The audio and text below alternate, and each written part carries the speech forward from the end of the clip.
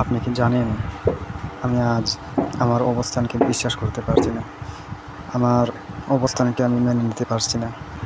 আমি কিছুদিন আগেও কী ছিলাম আর বর্তমানে কী হয়ে গেলাম। আমার জীবনের এত বড় পরিবর্তন আসবে আমি কল্পনাও করতে পারিনি। আজ আমি আপনাদেরকে জানাবো আমার জীবনে ঘটে যাওয়া কয়েকটি গুরুত্বপূর্ণ ঘটনা, কয়েকটি অনাকাঙ্ক্ষিত ঘটনা। এখান থেকে মিলিয়ে নিতে পারবে আপনার জীবনের সাথেও ঘটে যাওয়া কিছু ঘটনা। কল্পনা করতে পারবে আমি কোন অবস্থানে ছিলাম, আপনি কোন অবস্থানে ছিলেন, আমি বর্তমানে কোন অবস্থানে আছি, আর আপনি বর্তমানে কোন অবস্থানে আছেন। আমি এখন খুব খারাপ ডিপ্রেশনের মধ্যে আছি। আমি ছোটোবেলা থেকেই আমার আব্বা আম্মার সাথে আমার দুঃখ কী, কষ্ট কী, আর পরিবারের চাপ কী, এটি কোনোদিনই আমি বুঝতে পারিনি। আমার আব্বার একটা ব্যবসা আছে, এই ব্যবসার উপরে আমাদের ফ্যামিলিটা চলে।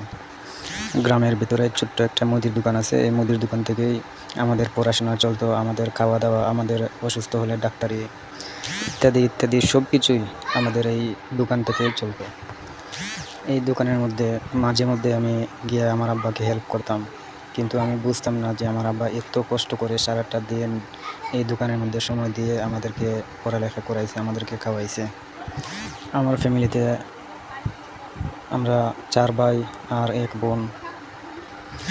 জানেন কি, অতীতে আমার লাইফ নিয়ে আমি কোনো দিন টেনশন করিনি। আমার ভবিষ্যৎ কেমন হবে, আমার ভবিষ্যতে কী করতে হবে, আমার কোন পরিস্থিতি আসবে ভবিষ্যতে, এটা আমি কোনো দিনই কল্পনাও করিনি।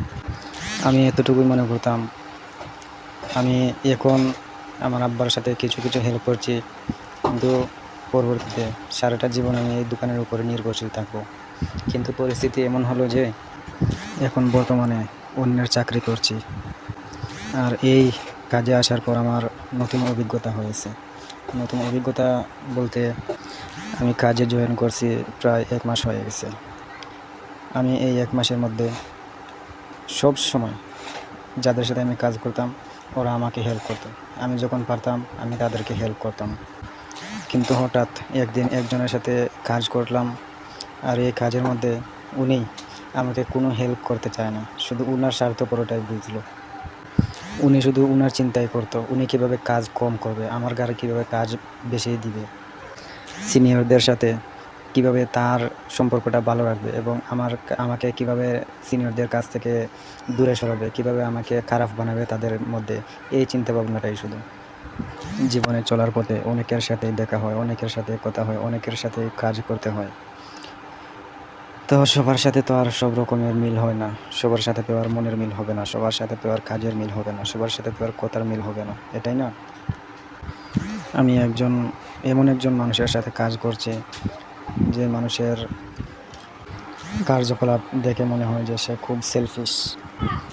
আমি একটু অসুস্থ, এই অসুস্থতার কারণে আমাদের সেক্টরের সবাই আমাকে হেল্প করে, কিন্তু কিছু মানুষ আমাকে হেল্প করতে চায় না।